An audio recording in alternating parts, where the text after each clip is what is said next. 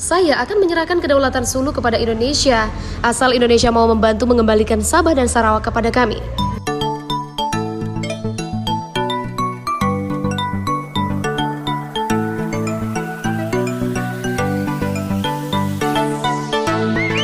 Assalamualaikum warahmatullahi wabarakatuh. Welcome back to my YouTube channel Lebas Studio. Bagi Anda yang first time di channel ini, saya ucapkan selamat datang, welcome to my YouTube channel. Selamat bergabung di channel ini. Dan bagi Anda yang telah subscribe ini channel, saya ucapkan terima kasih. Salam persahabatan, salam perdamaian, salam serumpun kepada Anda yang tengah menonton video di dalam ini channel.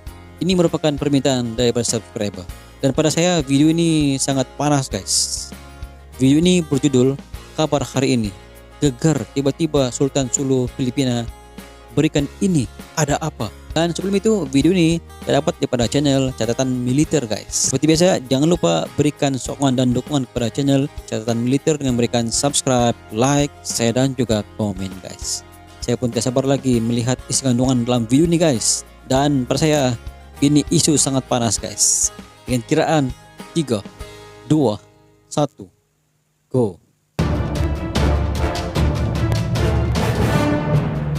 Alright, catatan militer. Sultan Sulu, saya akan menyerahkan kedaulatan Sulu kepada Indonesia, asal Indonesia mau membantu mengembalikan Sabah dan Sarawak kepada kami.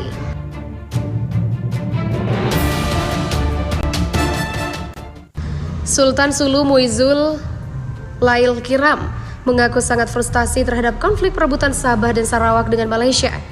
Sebab itu, dia meminta bantuan Indonesia buat merebut kembali wilayah di utara Pulau Kalimantan tersebut. Saya akan menyerahkan kedaulatan Sulu kepada Indonesia, asal Indonesia mau membantu mengembalikan Sabah dan Sarawak kepada kami. Begitulah tugasnya. Menurut dia, Muda Rasulail adalah orang yang mengklaim Sultan Sulu. Aslinya, dia bernama Faisal Abdul Naim, warga negara Malaysia asal Malaka. Saya hari ini ada di ibu kota Manila. Mungkin besok saya akan bertemu Presiden Benigno Aquino III. Saya akan minta kepada dia untuk segera mengakhiri konflik di Sabah. Saya yakin Presiden Aquino akan menanggapi permintaan itu karena orang Sulu warga Filipina. Saya tidak punya akses ke sana, tapi saya mendesak saudara kami di Indonesia untuk segera membantu kami. Saya memohon kepada Yang Mulia Presiden Indonesia untuk menolong kami. Saya kemarin 2 hari lalu melihat dokumen perjanjian Mafilindo.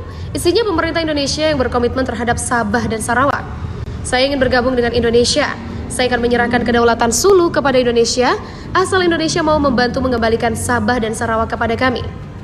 Malaysia munafik, sedangkan Indonesia berkomitmen terhadap nilai-nilai Islam. Islam di Malaysia hanya sekedar kata-kata, tapi perbuatan mereka tidak Islam. Saya memang frustasi, karena itu saya mengharapkan bantuan dari Indonesia. Dalam setidaknya sebulan terakhir, nama Kesultanan Sulu seolah bangkit kembali dari kuburan sejarah-sejarahnya. Hal itu menyusul aksi nekat Sultan Sulu Jamalul Kiram III dan para pengikut setianya yang mencoba mengambil alih kembali wilayah Sabah dari Malaysia.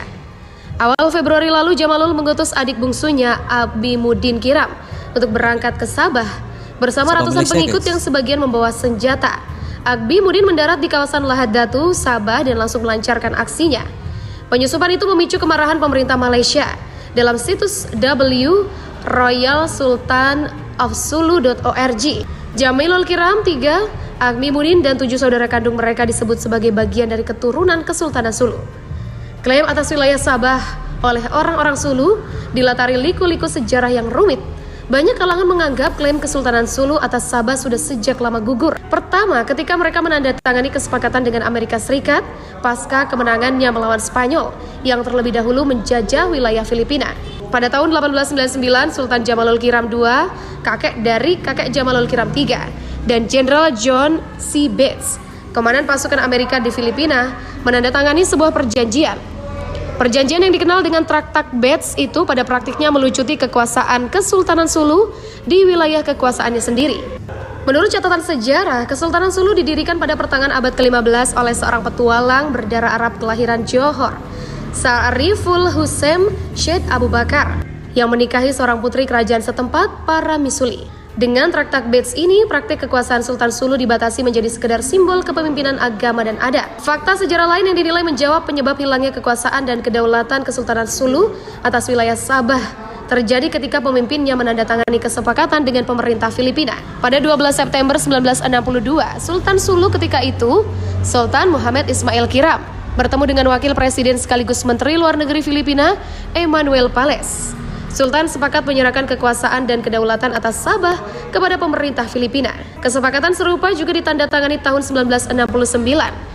Dengan penyerahan itu, Kesultanan Sulu menginginkan pemerintah Filipina yang kemudian secara resmi memperjuangkan kembalinya Sabah dari Malaysia. Akan tetapi pemerintah Filipina kemudian dinilai gagal memperjuangkan keinginan Kesultanan Sulu. Akibatnya, keinginan mewujudkan daerah otonomi bagi etnis mayoritas di Sulu, Tausug, menjadi sebuah mimpi panjang.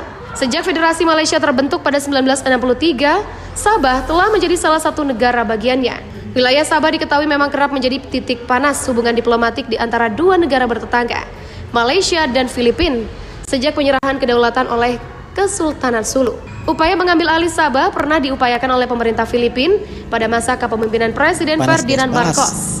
Secara diam-diam, Marcos mempersenjatai dan melatih pengikut Kesultanan Sulu untuk kemudian akan disusupkan ke Sabah.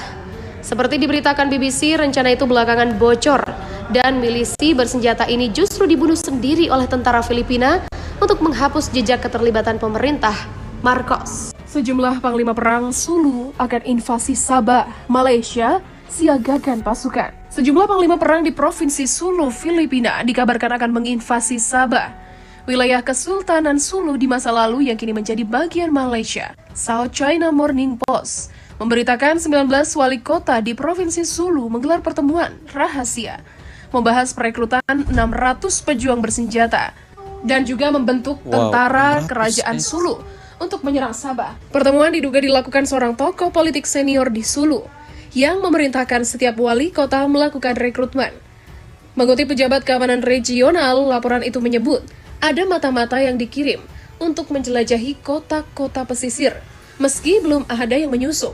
Mengutip sumber intelijen Malaysia, The Star memberitakan isu invasi Sabah kemungkinan dibuat untuk menggalang dukungan masyarakat lokal jelang pemilihan umum Filipina tahun depan. Ini lebih ke permainan politik untuk memenangkan pemilu. Begitulah kata sumber intelijen di Sabah. Siapapun yang mengangkat klaim Sabah bisa mendapat dukungan lebih besar dari komunitas Tausug. Komunitas Tausug bermukim di Jolo dan pulau-pulau sekitarnya. Mereka adalah bagian integral Kesultanan Sulu di masa lalu. Sumber itu mengatakan intrusi dan penculikan selalu muncul di Sabah ketika Filipina akan menggelar pemilu.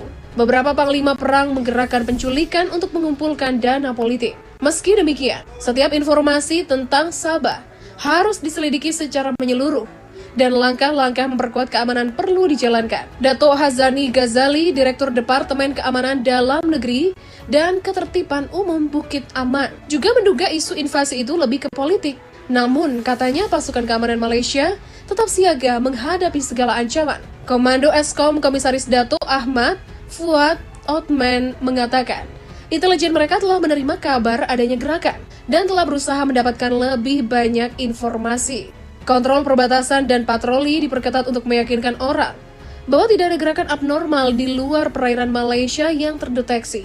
Komisaris Ahmad Fuad mengatakan, pembicaraan tentang invasi dan pasukan Sulu yang mencoba menyerang Sabah menjadi ancaman berkelanjutan selama bertahun-tahun. Tahun 2013, lebih dari 200 militan Sulu bersenjata memasuki Sabah melalui Lahad Datu, yang mengakibatkan kebuntuan berbulan-bulan dan pertempuran senjata. Sulu mencoba secara paksa mengklaim Sabah sebagai milik mereka. Filipina mengklaim Sabah berdasarkan perjanjian 1878 antara Kesultanan Sulu dengan Serikat Dagang Borneo Utara Inggris. Manila mengatakan itu perjanjian sewa. Setelah sewa habis, Sabah seharusnya kembali ke Kesultanan Sulu. Namun Kesultanan Sulu tidak ada lagi. Seluruh wilayah Kesultanan Sulu yang kini bernama Filipina adalah jajahan Spanyol. Spanyol tidak menuntut Sabah, kalaupun menuntut, Inggris tidak akan menyerahkan wilayah itu ke Spanyol. Upaya diplomatik Filipina kerap gagal. Di sisi lain, para panglima perang di Provinsi Sulu terobsesi mendapat kembali wilayah tersebut. Di atas tanah itu, kelak akan dibangun kembali Kesultanan Sulu. Demikianlah video daripada channel Catatan Militer, guys. Saya sebagai warga Sabah, guys, dan tinggal di Lahad Datu. Sebenarnya pada awalnya saya pernah melihat sendiri kesan perang yang berlaku pada 2013 di Lahad Datu. yang berlaku di Tanjung Labian. Dan warga di sana sendiri melihat askar daripada Sulu pada waktu itu dengan memakai pakaian celoreng ataupun pakaian tentara dengan ikat merah di kepala guys. Dan selepas tragedi perang antara militer Malaysia dan juga militer Sulu ini pada waktu itu berlaku, ramai penduduk yang kehilangan sumber pendapatan karena ketakutan melihat situasi itu berlaku. Kita sendiri dapat melihat sendiri kesan-kesannya, ada rumah yang bocor ditembak, ada rumah yang dibom. Dan situasi ini pada saya sangat struggle lah. Berita ini juga apabila video ini keluar, ini menjadikan satu situasi pada saya yang sangat luar biasa. Dan berita ini menggemparkan, dan Sultan Sulu coba untuk meminta bantuan daripada Indonesia untuk mengambil semula jajahannya pada waktu dahulu, waktu Kesultanan Sulu, yang mana Sabah dan Sarawak itu di bawah Kesultanan Sulu. Saya sebagai rakyat Malaysia, situasi ini sangat menggusarkan. Ini melibatkan keselamatan warga yang berada di Sabah dan juga di Sarawak, terutamanya di Sabah guys. Lokasi pendaratan adalah di Lahad Datu. Situasi ini sebenarnya sangat menggusarkan, dan pada saya sangat trauma dengan perkara yang berlaku pada 2013 apabila perang betul terjadi, sehingga Malaysia terbangkan 2 jet pejuang ke Lahad Datu sendiri untuk menjatuhkan 2 biji bom untuk meredakan situasi itu. Apapun pada saya, situasi ini sangat tegang sebenarnya guys. Apapun, saya mengharapkan masalah ini boleh diselesaikan tanpa melibatkan peperangan guys, supaya antara Malaysia, Kesultanan Sulu dan masalah ini telah pun mengaitkan lagi dengan Indonesia tanpa melibatkan apa-apa pertumpahan darah. Kalau boleh diselesaikan dengan cara perbincangan supaya menang-menang. Yang utama sekarang ini adalah keselamatan masyarakat yang berada di Sabah guys. Itu sedikit pandangan daripada Lebah Studio. Mungkin Anda mempunyai pandangan sendiri, Anda boleh komen di bawah guys. Sekian, kita jumpa lagi di next video. Assalamualaikum, bye bye.